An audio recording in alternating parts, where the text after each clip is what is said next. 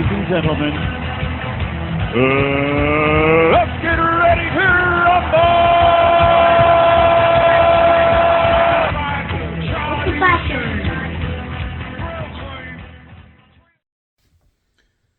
All right, everybody, welcome back into Always Poor, Never Bored Sports. It's been a big week here.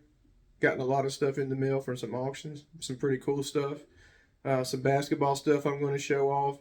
Some things that have absolutely nothing to do with sports. More than one or two of those, actually.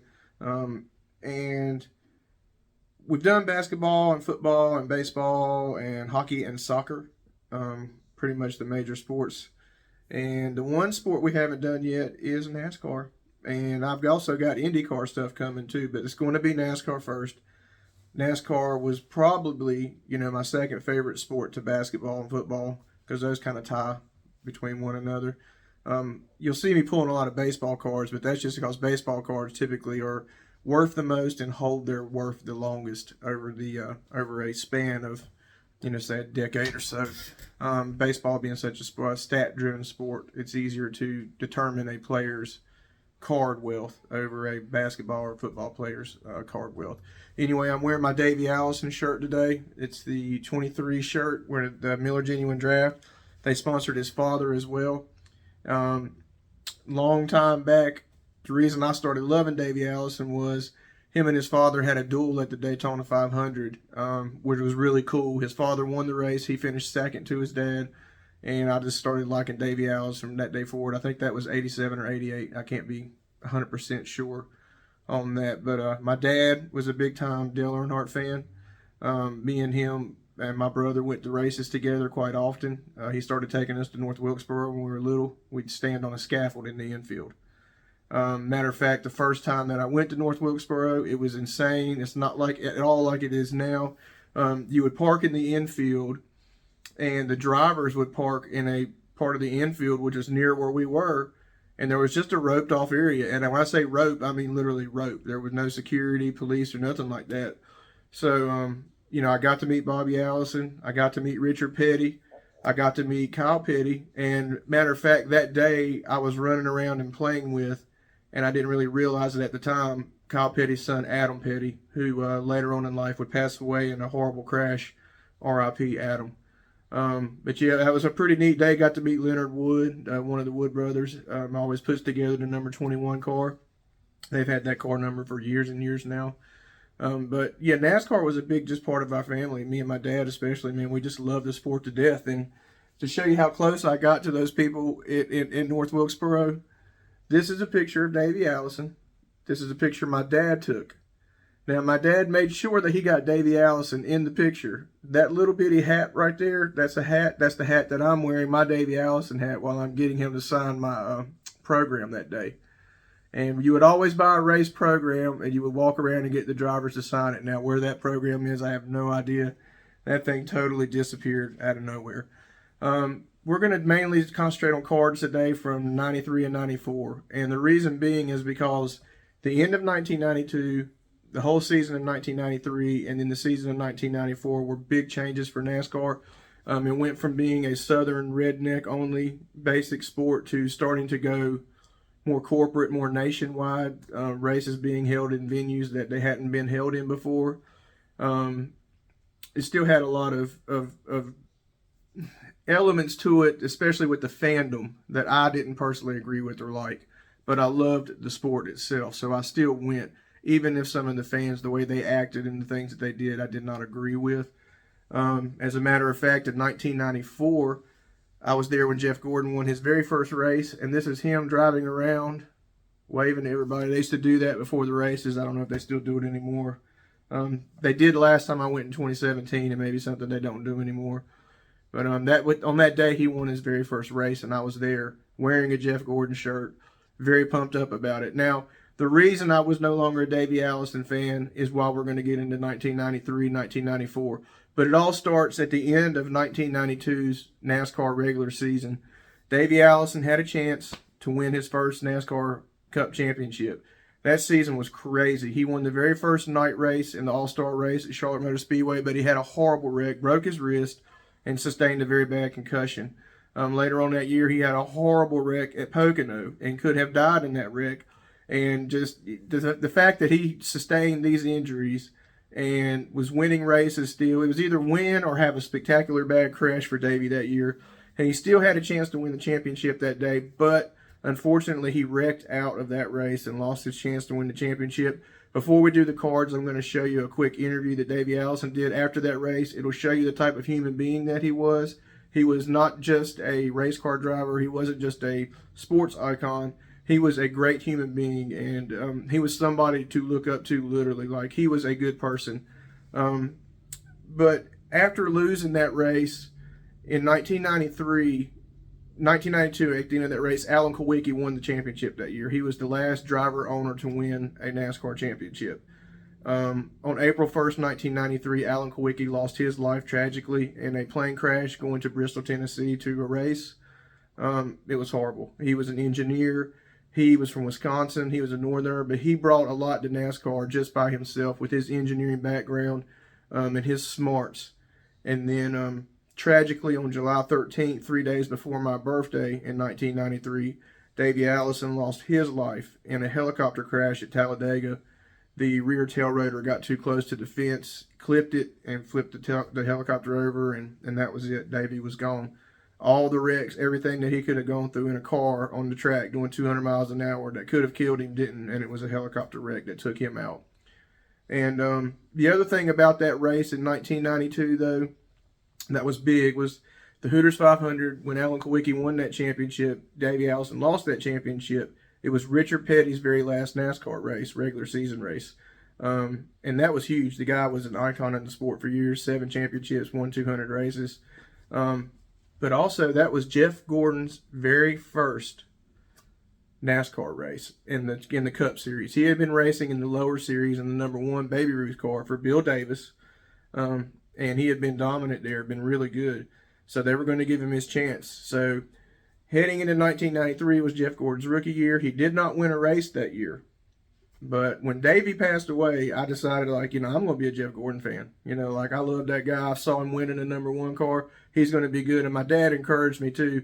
He's like, yeah, there won't be a lot of Jeff Gordon fans, but he's going to be good. Pull for him, And I always trusted my dad's judgment with NASCAR. Because when my brother was due before the Coca-Cola 600 in 1980, my dad told my mom, I'm going to the race. And my brother was born on June 2nd. So the May 30th, I think, was the date of the Coca-Cola 600. So my dad had just a small window in there, and he was not going to miss that race. He was going to miss my brother's own birth to go to a NASCAR race. And I remember my mom and him talking about it. And years later, even though they were divorced, they both had a very different view on that day. But my dad wasn't going to miss that race for anything. And this is the last souvenir program that I bought when me and my dad went to our last race together in 2017. It's an emotional day, a day I won't forget. And here recently, when I got back onto Facebook, I started looking through Facebook stuff, deleting things I didn't want to see, and I came on a video of that race that day of me and him sitting beside each other. And it's the very beginning of the race, and I stand up and I video the green flag lap, which is the green flag, and then they come around 1 lap. That's just typically, as a NASCAR fan, if you go, that's a lap everybody stands up for. It's just kind of a crowd mentality thing. I've done it since I was young. Even that and caution flags, whenever they restart a race, everybody stands up. And my dad's been gone over 4 years now, and so this is a couple months ago, and I just clicked on that video, and everything happens, and it's so loud when the cars go by. And then at Darlington, it's a big enough track that when they're on the other side of the other side of the track from you, it's pretty quiet. I mean, you can hear the rumbling off in the distance. But I was hooting and hollering like I always do, and then everything got very quiet for a moment, and I could hear my dad say, "Damn, I missed that," because he didn't stand up in time to see the green flag. And it was the first time I'd heard his voice in over 4 years. So it's crazy sometimes how just the smallest little thing like that can bring everything back. And just it made me happy that he had gotten me into the sport, and I'd had so much fun with it. And if you're one of my college friends that ever went to a race with me, you know we had a lot of fun at NASCAR races. I could tell you a million NASCAR race stories, but I'm not going to do it here. Most of them are not fit for people's ears. We had some crazy times at NASCAR races. So, like I said, we're going to look at some 1993, 1994 race cards, and we are going to also look at some modern ones, and that's going to be this video today in a nutshell. So I want to dedicate this video to my dad, who would have loved to have watched this and loved to have looked through this stuff. And him being such a big Dale Earnhardt fan, I don't keep Dale Earnhardt stuff. I just don't. If I get it, I try to get rid of it, sell it. I just don't like it sitting around. It reminds me too much of him, and I've got all kinds of other things that remind me of him. So we're going to dedicate this video to my dad, and we'll also dedicate it to the memory of, Adam Petty, Alan Kulwicki, and Davey Allison, three guys that were, like I said, not just sports icons and drivers, but great people. And again, we'll start this with the interview from Davey. I don't have anybody to really help me do any technical side of it, so I hope you get to hear most of the interview. To me, it's kind of just, again, like I said, shows you how good of a person he is, and hopefully it'll set the tone for what we'll be going through today with these cards. And there's not a whole lot of them, so this isn't a crazy long video, but this is just kind of a history of how I felt the sport transition between 1992, the end of that year, into 1994 when Jeff Gordon came along, and then, of course, by 1996, nobody could touch my man Jeff Gordon, that's for sure. So let's head to the cards. All right, like I said, we're going to watch this. It's really not important to see the video. You'll know that this is when Davey Allison had a chance to win the championship in 1992, last race of the year. He had a bad day, crashed out, didn't win the title, but this was his interview when he got out of the car after having crashed. Well, Davey, you're okay, but man, I'll tell you, what a way to end the championship hunt. Well, John, that's just the way it goes sometimes. We had some troubles, and we're trying to work our way back up there, just trying to run a smart race, and ran over something in turn 3 earlier in the race, and we had to come in and repair the car from that. We caught a lucky caution flag, and I thought, all right, we're going to be okay now. And then I saw Ernie get loose over there in 4, and we just ran out of room. I hate it for all of them guys in the garage area. Everybody at Robert Yates Racing deserves a lot better than this. And, they deserve to win that championship this year, and we didn't get it, so we'll just go back and we'll get ready for next year, and we'll come out and try again. It just wasn't meant to be. Yeah, but Davey, with the up and down year you've had, you've certainly showed a championship heart. Well, we appreciate all the support everybody has showed us, and the fans have been great. All the letters of encouragement, the phone calls, and everything have been fantastic. And we want to tell everybody we appreciate that, but this wasn't our year. Davey Allison carried a great deal of momentum into 92 from the 91.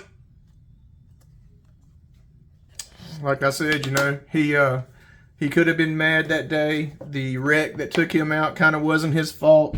He could have been bitter, all those kind of bad traits, and he wasn't. He got out and tried to stay positive and tried to say, hey, it's my fault. My team deserved to win this year, and we didn't win because of things that I did. So we're going to take a quick look at 1993 action-packed NASCAR. Now, I have not looked into these cards yet. I haven't opened these boxes since I got them, but I think they're already out and sleeved by someone else. Yeah, they've been sleeved, which isn't a bad thing. And again, this isn't going to be a crazy long video. No, they're not sleeved. That's right. These cards feel embossed, and if you look, they're kind of like credit cards, which is pretty neat, and they've got rounded corners. So there's the Bodine brothers, Jeff and Brett. The Labonte brothers, Bobby and Terry, both champions. The Wallace brothers, Rusty and Kenny. The Waltrip brothers, Michael and Daryl. And there is father and son duo, Ned and Dale Jarrett. There's another Bobby Labonte, Terry. Kellogg's 14 car, Meineke 12. I hope all the cards are in here. That's all I can say. Donnie Allison, who is just this year been elected to the NASCAR Hall of Fame with his wife. the Strickland family. And there is a really good Jeff Gordon card. So this one is going to the private collection. Any Jeff Gordon card we come across. There's Kenny. He's been a commentator for years now. Another Bobby. There's Kenny.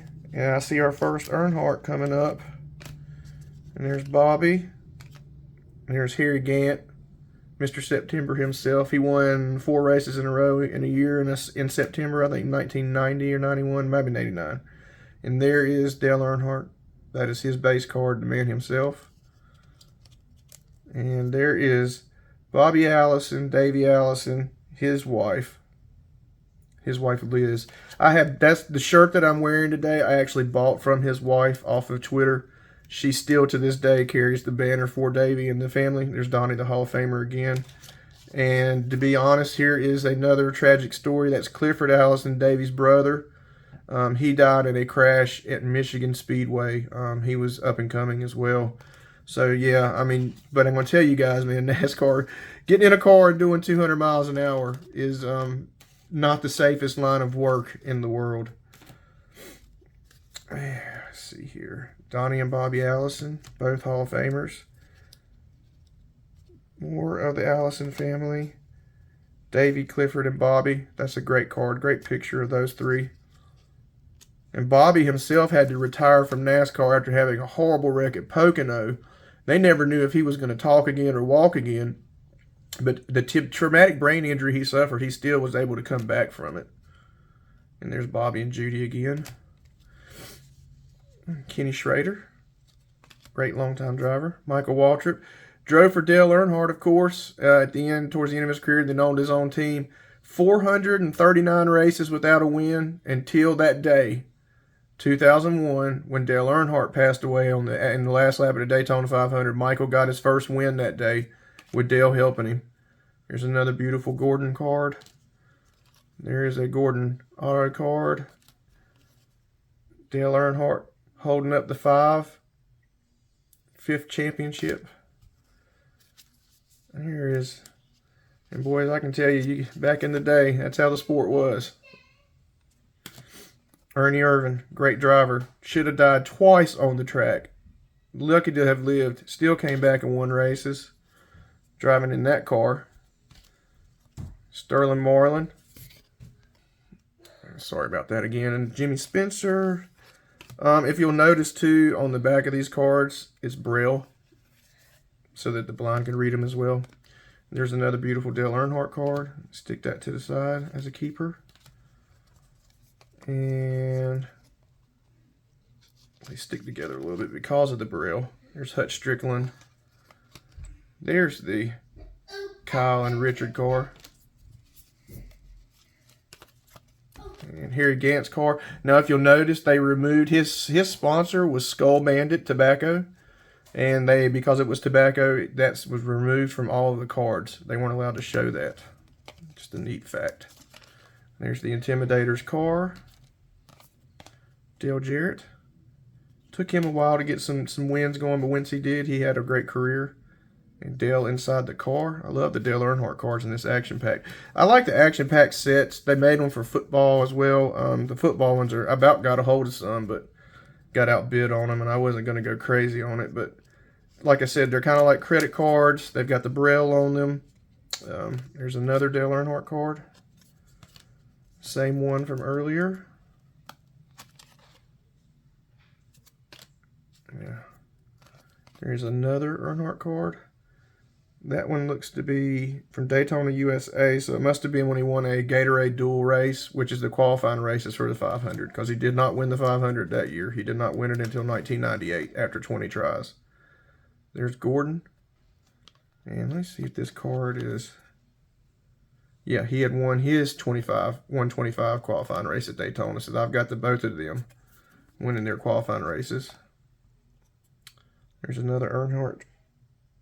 And that must have been when he won in the Busch Series that year, which is now known as, I don't even know, it used to be Nationwide. They've changed the name so much. Jeff Benham was big back then. There's another cool Earnhardt card with Braille on the back. There was the car Michael Waltrip drove. There's Kyle Petty. My dad looked just like Kyle Petty for the longest time. He had the perm and the mustache, and I used to pick on him and say, "Hi, my name's Kyle Petty." There's Richard. Okay. And let's see. Dale Morgan, Brett Badine. There's the Davy. Good job. I'm glad they had that one in here. And then, of course, the iconic 28 Haviline that he drove. There is the Kyle single car, and then Kyle's car, 42 Mellow Yellow. Used to go to the races with the biggest Kyle Petty fan you would have ever met in your entire life. I mean, that dude had everything Kyle Petty'd out. I mean, you'd think he was working on the pit crew the way he would dress before the race. Again, there's another one, Skull Bandit car. I think it's Skull Classic. You can see where they removed it off of the hood. There's Rusty in his car. Mark Martin, good friend of mine in college, is a big Mark Martin fan, in his car. And 21 Wood Brothers car I had spoke about earlier. There was the STP 44, because remember now, this is the year after after Richard was gone. $16 million man. Career earnings to that point. There's another with him in the cowboy hat. There's another. Well, I'm glad Jeff Gordon shaved that mustache. I used to catch all kinds of crap about that mustache. I'm all like, man, how you going to wear that? Now, this is a good card. The Young Guns. Doesn't even matter who else is on the card besides Gordon, because the rest of them's career was not that good. And there is Dale Jr. and Kerry Earnhardt, his two sons, in Victory Lane with him. He also has two daughters as well, who survived. And there is Alan Kulwicki, the very last card out of the box today of the 1993 Action Pack. Now we'll flip over right quick and look at the 1994 version of this. This should be a lot different. It's still pretty cool. Y'all in the same. The Dale Earnhardt to lead off. Gordon, 93 Rookie of the Year card. They did an Alan Kulwicki card. An Earnhardt 93 champion. Those are great cards right there. The gold borders on them. I love the feel of the card. Like I said, these are good cards. Derek Cope. Now, he won the Daytona 500. That was his only NASCAR Winston Cup victory. I think he may have had one. Anyway, it goes, Dale Earnhardt ran over something and had a flat tire on the last lap, and Derek Cope was behind him and ended up winning that Daytona 500. And I remember my dad just losing it. Also, Dale Earnhardt ran into a bird one time leading the Daytona 500, and that caused him to lose that race. So, Bobby Hillin, Sterling again, Darrell Waltrip. Look at that, playing with the baby. Some of these cards are just, these pictures are really great. Jimmy Spencer. I think he punched Kyle Busch. Kurt Busch. He punched Kurt Busch and got suspended for it, but it was hilarious. Like, you just don't mess with that guy, man. Jimmy Spencer is a big dude. Kenny Schrader, again, he raced forever. Ricky Rudd, all-time great driver. Harry Gant again. Like I said, they can't show his sponsor because it was a tobacco sponsor. And there's the Kyle Petty. And there's Ernie, who took over driving in that car after Davy's passing. Not immediately. Matter of fact, Robbie Gordon drove the race after Davy passed away and wrecked on like the third lap, and I'd never liked Robbie Gordon since then. And Morgan Shepherd, he raced forever as well. Rusty Wallace won 10 races that year and did not win the championship. That had to hurt. There's his brother Kenny. Wally Dallenbeck. Morgan Shepherd. That probably was the last time he won a race. Dale Jarrett. That was the iconic race call when his dad called the race on TV when he won. And Ricky. These look like race winning cards. Yeah. And then pit crew ones. Yeah, those are pretty cool. Here's another Gordon gold one. That might be his base card. I'll stick that one to the side and keep that one as well. Like I said, we keep the Gordon cards. Lake Speed. I remember him being a good driver, winning one. There's Ernie in the 4 car instead of the 28. Jeffrey Bodine. Dick Trickle. Best name in sports history. Dick Trickle. Boy, if it makes you laugh when you think about it. I'm sorry. I think Kenny Schrader was driving that 25 car. There is the Tide car that Ricky Rudd was driving. Hi, I'm War Button. I'm from South Boston, Virginia. He had the weirdest accent, and then his brother talks normal. So how did two people in the same household develop two crazy accents? I have no idea. Steve Grissom, Nemechek, Jeff Burton, and that's his brother. I'm talking his brother sounds kind of like a hick, but Walpath like West. I mean, I'm telling you guys, I don't know. Loy Allen was a rookie back then. There's Earnhardt, winner of races. I believe this was Bill Elliott when he was driving the 11. It's either him or Terry Labonte. Beautiful of the 21. 42. There's Mark Martin. Rusty's Deuce. The Intimidators, number 3. Okay. Lake Speed, Rick Wilson. Brett Bodine. Looks like the rest of these are just the base cards out of the set. Yeah. Nothing else really crazy in here. All right, so you got to get the idea of how the older cards were. They had the picture of the car, or card of the car, card of the driver, card of the car, card of the driver, and maybe some wins, some inserts, like that one, which is gorgeous, and then like their base card. That would be the base card. So yeah, the action pack cards, they had inserts in them. They did different things. They were cool cards. Let's set these over to the side. And then we're going to look at one other one. This would be how you used to get cards back prior to Max Racing coming out. These are Crisco Racing from 1989. And I think the 1990 Max set, which I have coming in the mail that we're going to take a look at in a week or two. Probably about 2 weeks. But this was, you would get these like weird packs like this, like promotional, and it has 25 drivers in it. And I'm not going to open it, but I'm going to open it with the Max cards that come to show the difference in them. But it's probably got Dale Earnhardt and Neil Bonnet, the old school drivers in it. But these are the 2023 Donruss cards. These cards are beautiful. I love them. I've already opened up a lot of them, and they are like all the other new ones for me. For some odd reason, I gotta tear into them with a razor blade.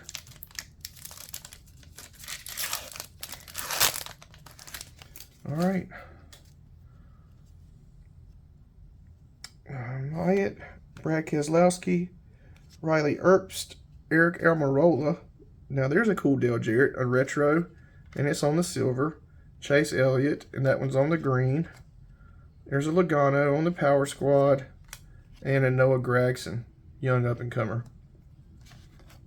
And just one more quick pack of these in the NASCAR video. Well, my first NASCAR video will be done. There will at least be one more, and then I'll probably continue to buy the cards, because the NASCAR cards to me are pretty fun to open. There's, there's autographs, things like that in it too. There's Daryl. That's the year, it looks like he won is that the Daytona 500? Yeah. That's the year he done the Icky Shuffle, the Icky Woods Icky Shuffle in victory lane when he won the race. Hilarious. Chase Briscoe, another young up-and-comer. There's my man now. I cheer for Bubba Wallace now.